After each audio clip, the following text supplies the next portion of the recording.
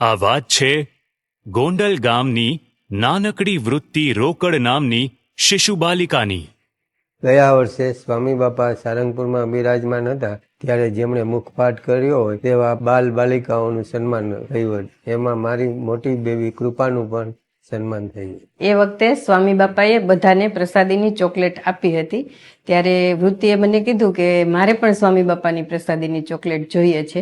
એટલે મેં એને કીધું કે તું સત્સંગ દીક્ષાનો મુખપાઠ કરી લે તો તને પણ ચોકલેટ મળશે. બસ માતાએ આપેલું આટલું જ પ્રોત્સાહન વૃત્તિના મનમાં ઘર કરી ગયું. કૃપા શ્લોક બોલતી હોય ત્યારે એ પણ સાથે સાથે શ્લોક બોલવા માંડે. એટલે અમને એમ થયું કે આને પણ શ્લોક કરાવવા જોઈએ. એના મમ્મી ડોક્ટર છે, હું લેબ આસિસ્ટન્ટ છું.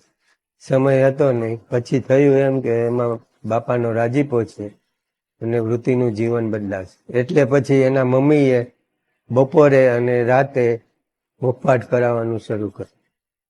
મમ્મી બધા શ્લોકની એક એક કડી બોલે અને વૃત્તિને બોલાવતા જાય. એવી રીતે બધા શ્લોક વૃત્તિના મોઢે થયા.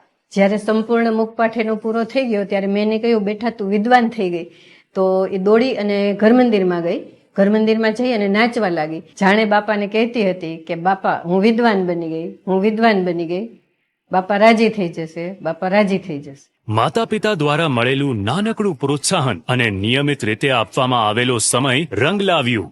માત્ર 10 મહિનાના ટૂંકા ગાળામાં લખતા વાંચતા પણ ન આવડે તેવી આ શિશુ બાલિકાએ સત્સંગ દીક્ષા ગ્રંથનો સંસ્કૃત શ્લોકોનો સંપૂર્ણ મુખપાઠ કરી લીધો છે.